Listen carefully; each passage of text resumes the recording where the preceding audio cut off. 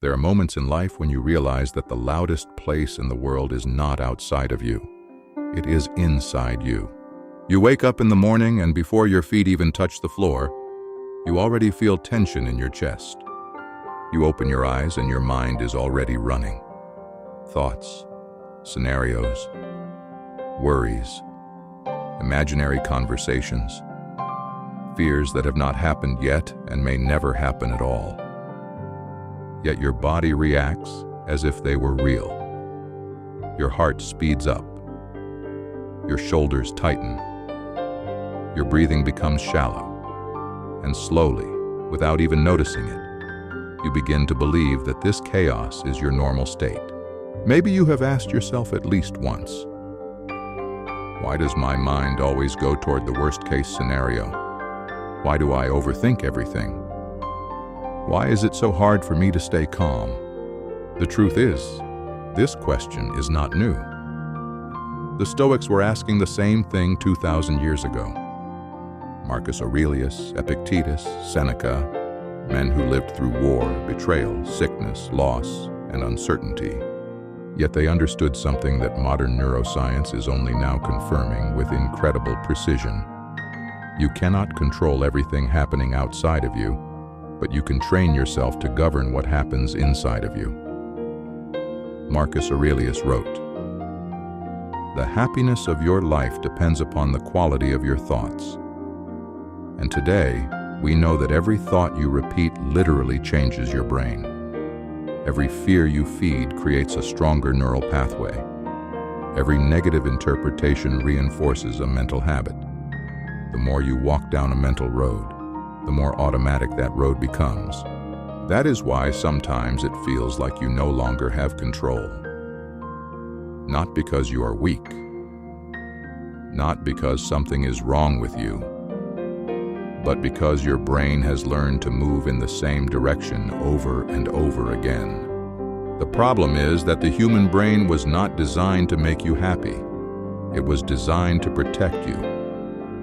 For thousands of years, survival meant noticing danger before beauty, remembering pain more than peace, expecting the worst in order to avoid death. That mechanism was useful in caves. Today it activates because of a notification, a message left unanswered, a comparison on social media, or a sentence someone said with the wrong tone. And suddenly you live in a constant state of alert without even realizing it. The Stoics would say that the mind is like a garden. If you do not choose what grows there, weeds will grow on their own. And negativity grows quickly when it is left unattended. All it takes is one small thing going wrong in the morning, and the mind immediately starts creating a story. An irritating email, a cold response, a delay. And suddenly everything feels heavy, as if the entire world is against you. But the world did not change. The filter in your mind did. Epictetus said, "It is not things themselves that disturb us, but our judgments about them." And that changes everything. Because it means that between what happens and what you feel, there is a space. An invisible space where your freedom begins. Two people can experience the exact same event and react in completely different ways. One sees an obstacle, the other sees a lesson.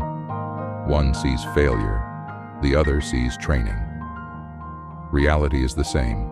The interpretation is different.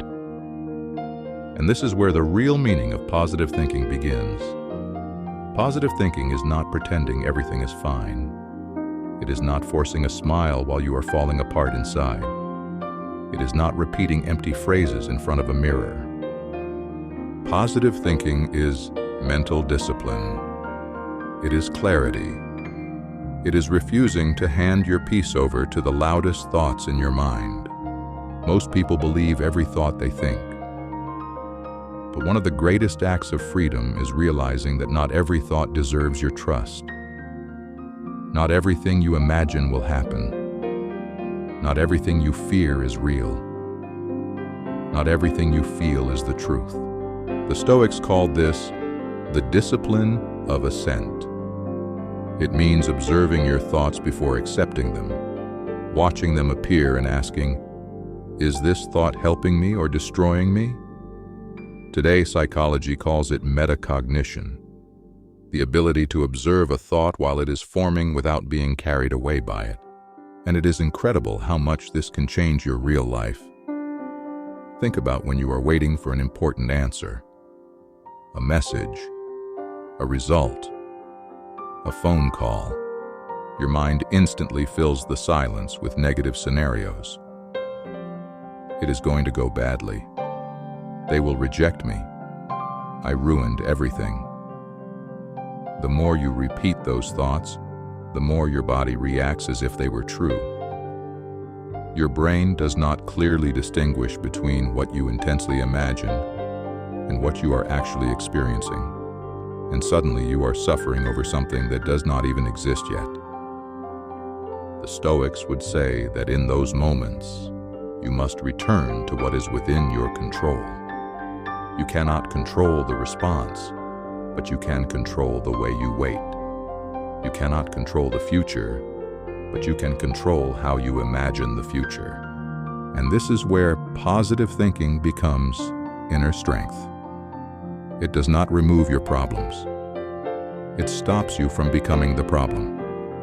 It stops you from mentally destroying yourself while life unfolds. Modern neuroscience speaks about neuroplasticity. The brain constantly changes according to what you repeat. Every time you interrupt a negative spiral and choose a clearer thought, you create a new pathway. At first, it feels difficult because the brain prefers what is familiar, even when what is familiar hurts you. But over time, something changes. The circuits of fear weaken. The circuits of calm grow stronger. And what once required effort begins to feel natural. That is why positive thinking must be practiced daily, not only when you feel bad. Just like you train your body, you must train your mind. And training your mind means consciously choosing what you allow inside of it. We live in a world that profits from your attention and often feeds on your anxiety. Endless news, social media, constant comparison. People showing only the best moments of their lives while you carry the weight of your everyday reality. If you do not protect your mind, the world will enter it without permission. The Stoics understood this centuries ago. You cannot avoid every negative influence, but you can choose how much space you give it. You can choose which thoughts to feed and which thoughts to starve. And this is where one of the most powerful concepts appears. Reframing. Changing perspective. Not changing the event itself, but changing the meaning you assign to it. When something goes wrong, you can ask, why does this always happen to me? Or you can ask, what is this trying to teach me? Reality stays the same, but your brain responds in a completely different way. And do you know the most incredible part? When you change the meaning, your body changes too. Your breathing changes. Your muscle tension changes. Your tone of voice changes. The energy you bring into the day changes. That is why positive thinking is not naive optimism. It is emotional survival. It is the ability to protect your mind from destroying itself. Even Jesus, in many ways, taught something very close to this when he said, "Do not worry about tomorrow." He was not denying the existence of problems. He was teaching people not to live mentally inside a future that does not exist yet, because so much human suffering is born there, in constantly living somewhere else. In the past, you cannot change, or the future you cannot control. And so the real mental training is learning to come back here, back to now, back to the present, back to what is real. The Stoics would say that peace begins when you stop fighting what is outside your control and finally take responsibility for what is within your control, your thoughts, your reactions, your attention. Because your attention is power. Whatever receives your attention grows stronger. If you spend your days feeding fear, fear will grow. But if you slowly begin feeding clarity, gratitude, and presence, stability will grow. And this does not mean becoming naive or ignoring pain. It means refusing to let pain become your identity.